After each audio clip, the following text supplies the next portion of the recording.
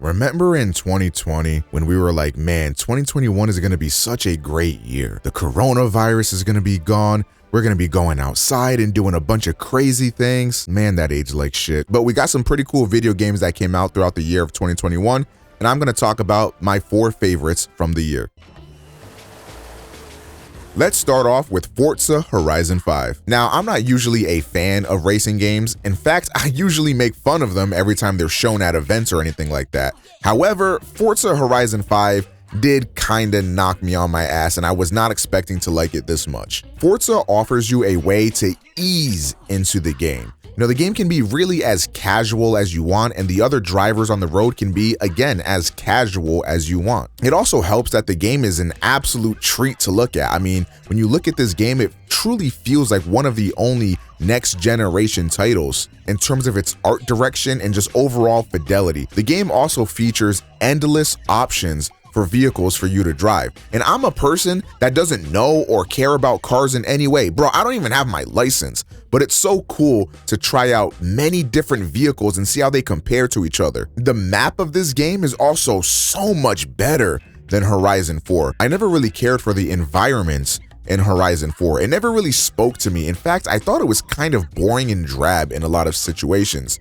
But this map is gorgeous and beautiful. Many different areas on the map. You can go from city streets to desert to oases and everything in between. And it's just amazing to have so much variety in the map that you're driving around in. It's visually a lot more interesting, and also in terms of gameplay, a lot more interesting because you get to drive up volcanoes or down volcanoes, and you get to swerve into tight corners and tight streets. You get to gun it on a highway if you'd like. You get to go onto runways, like airport runways, and you can just drive there. There's also tons of different content. You can do street races, you can practice your drifting, you can go off-roading, you can do stunts, you can practice the best way to get to surpass speed traps, you can do these destruction events, and all of it is so unique. Some of these events really require their own special type of vehicle, so you're gonna be trying out a bunch of different cars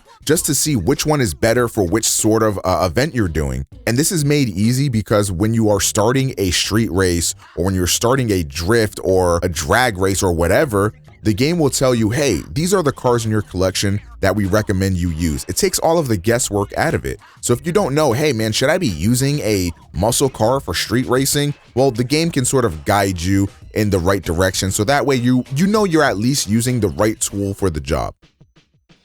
Forza also contains so much content to do, but it never feels like you're drowning in choice. Because you have those varied gameplay styles, if you only like street races and drifting content, that stuff is clearly marked on your map and you can just go there and then do it. And there's tons of it to do. You can also set it to where only drifting content and street race content will show up on your map. And going from point A to point B never feels like a chore. And you may even find a ton of stuff along the way that looks interesting to do.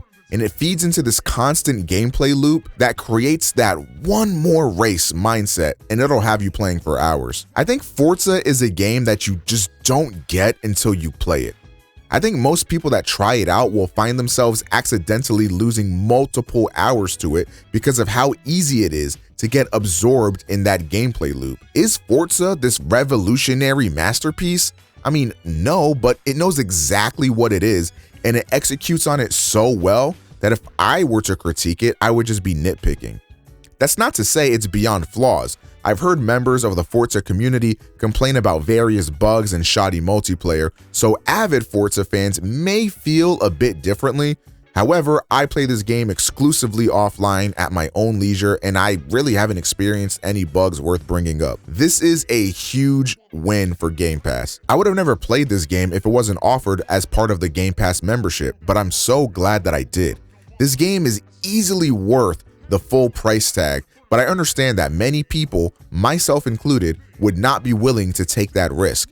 So if you are a member of Game Pass, I highly recommend that you check this game out. You might just be surprised with how much you enjoy it, and it may even make a jaded gamer into a believer.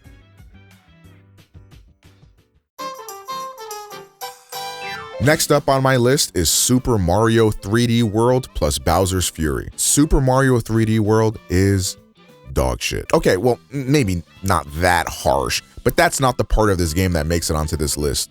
Bowser's Fury is some of the most creative 3D Mario I have ever played. You have one huge open environment for Mario to run around in, and it just feels great. It's gorgeous and beautiful. The art direction of this game really pops, and Mario's movement throughout these stages feels so tight and responsive. You have your long jumps, you can do your little jump dives, and they feel so smooth and makes you feel like you're moving really fast, which for me is a big plus because, you know, I'm a Mario 64 speedrunner, you know, something like got a sub 20 and 16 star, you know, it's just something light. You get a lot of varied gameplay throughout the entire game, from different environments that you'll visit, different power-ups that interact with the world in entirely unique ways. You get to surf on these like dinosaur looking ass things. There's just a lot of ways to engage with each section of this game. And you actually have interesting ways to obtain the cat shines in this game, which is the equivalent to stars or moons in other Mario games. And they're so rewarding over those moons in Mario Odyssey. And not to mention, this game actually has the best Bowser fights in the entire series. I don't care. Better than Mario 64, better than Boof-Ass Sunshine, better than Galaxy, better than Odyssey. These are lit. It's also very impressive that in an era where many AAA titles feel samey, Nintendo is able to take a franchise as old as Mario and breathe fresh air into them, especially when they don't have to. The Mario formula can never get old. It's why people still love Super Mario World. It's why people still love Super Mario Bros. 3 or whatever their favorite Mario game is. And if they wanted to, they can continuously rehash the same video game tropes that they've been doing since the 80s or 90s. They made Mario Odyssey, which is different from Galaxy, which is different from Sunshine, which is different from 64. And now they've made Bowser's Fury, which is different from all of those, and different from 3D World. It takes those gameplay elements from 3D World and enhances them so well that you're almost mad that this wasn't the Mario game we got instead of 3D World. Bowser's Fury is just a treat that any gamer could easily enjoy, from its presentation to its gameplay. It's accessible, but that accessibility does not come at the cost of creative game design and even some really clever ways to test a gamer that's maybe a little bit more seasoned. I'm old as shit. This game has made me very excited for whatever the next Mario game will be.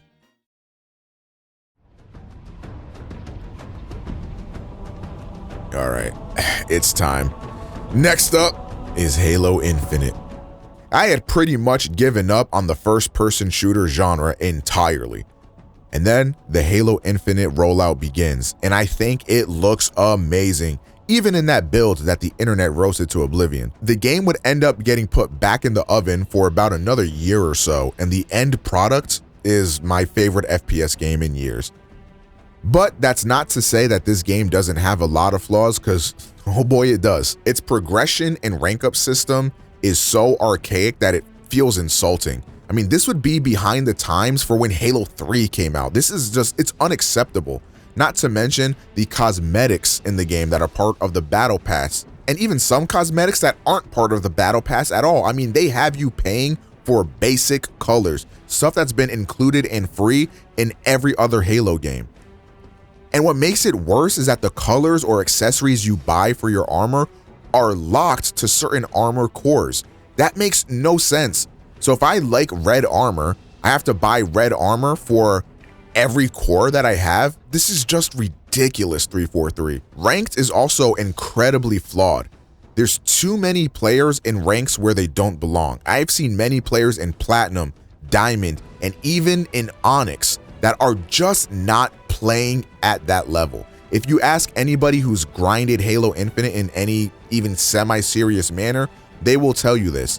I'm in Diamond rank at the moment, and I have players on my team that I swear to God, they can't be better than Silver. It's impossible. It's like they're playing with no thumbs. Not to mention the massive amount of leavers and quitters in the game. It's just absolutely rampant. I don't know how the hell you fix that, but it is incredibly difficult, especially in a game like Halo. If you have one person disconnect, put away the controller, you're not going to win. Also, ranked rewards personal stats over wins or objective play. So this creates an environment where people are just farming for their kill-death ratio because you can rank up purely off of KD instead of playing the objective. That's not even to mention big team battle has been broken for like a month. What is happening there? And then of course, the biggest flaw with Halo Infinite is that the game launched with only multiplayer and we only just got the campaign.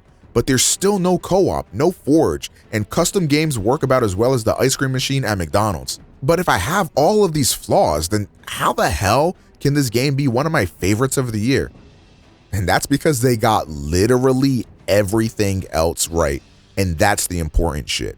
That means everything else can be easily fixed or patched, but you can't patch a horrible gameplay loop, or you can't patch the entire engine or just feel the intangibles of the gameplay. The sandbox of Halo has rarely reached the quality that it has in this game. Most of the weapons feel very, very useful and unique. And there's this feeling in Halo that just feels good. I can't explain it. The movement is amazing. You can actually sprint in this game because the sprint out time is not 12 years like it was in Reach. I genuinely love every map in this game, with the exception of Launch Site. That's gotta be the worst creation for mankind. I'm happy that this game has actual unique maps instead of just recreations of old ones. And there's different modes to enjoy for whichever mood I'm in. If I'm feeling sweaty and I want to test myself, I'll hop on ranked. If I want the essence of Halo, but I don't really want to lean forward and sip G Fuel, I'll just play quick play. If I want to just shoot people, there's Slayer. If I feel like playing Halo on a mouse and keyboard, which is my preferred input for any FPS game that isn't Halo, I can play SWAT. And then if I just want a dumbass casual time, I'll play Fiesta. Halo offers so much gameplay variety and it's so unique from every other FPS game. It's a breath of fresh air, and I'm so happy to be able to say that in 2021, a Halo game was one of the highlights of the year for me. And now it's time for my favorite game of the year.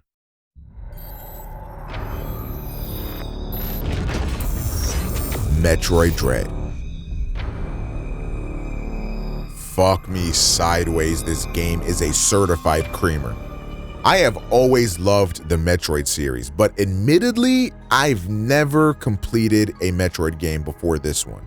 Metroid has never been this accessible before. But don't let that fool you, this game will beat your ass. The difficulty is pretty much perfect. So it go like this.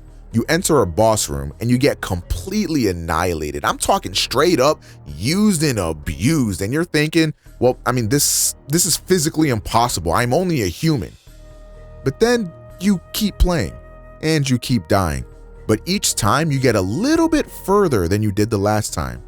And then 10 to 20 minutes later, you straight up magic cylinder that ass whooping the boss gave you. This is how you balance difficulty and power fantasy. It's cool to feel completely unstoppable as you rip through enemies, but it's so much better when you worked your way up to that point. The progression of this game is also perfect. You get a steady flow of new abilities, ranging from new attacks to new movement options or new abilities on Samus's suit. And the movement is so fluid. The game handles beautifully. It's just fun to run around and shoot in this game, and you feel like a badass when you're revisiting an area and you've memorized the layout and enemy patterns, so you just zooming through that hoe. One of my favorite moments in the game was towards the end, when I get one of the last suit power-ups in the game. I remember thinking to myself, wow, I feel invulnerable. I feel so strong. I was just zooming through various areas that gave me trouble previously, and I had this feeling that the whole point of this game was to get to this moment where you feel all powerful and you feel like nothing can stop you. I had finally reached the point very few can get to. Is this the power of a god? It wasn't. The last boss beat my ass for like an hour or some shit, and I felt stupid as hell and pretty embarrassed. But that's when that great feeling returned. After finally destroying the final boss, that feeling of power and accomplishment all came rushing back, this time deserved, as I had just been tested to the ultimate degree and prevailed. I wanted to touch on another amazing aspect of this game, its exploration. I feel like Metroidvania games are quite notorious for having the player get lost and have literally no direction on where to go. Now, I won't say you won't get lost in Metroid Dread, but it will definitely happen a lot less than in any other Metroidvania game I've ever played. The game is designed to keep you on a specific path without explicitly telling you where to go. I found myself overthinking things a lot because I knew these games can have you lost as hell. But if you're thinking of playing Metroid Dread, take it from me. Wherever looks like the most obvious place you have to go, that's probably where you have to go. Another great thing about the exploration is how many times you revisit areas, and because you have obtained new abilities, those old areas you once visited are now completely different in your eyes because innocuous parts of the level are suddenly keys to your progression. This game will have you saying, "Oh," so many times, and I absolutely love it for that. Metroid Dread is a masterclass at the very genre it created. After such a long hiatus, for a new entry to come out and stomp out the entire genre is truly impressive. Metroid Dread is without a doubt my favorite game I've played this year. Let's just hope we don't have to wait this long for another entry. Also, Nintendo, where the hell is Metroid Prime Trilogy? Anyways, those are my favorite games of the year. Let me know what your favorite games of the year are down in the comment section down below. Let me know what you think of my list. Thank you guys for watching. I'll catch you in the next video. Peace out.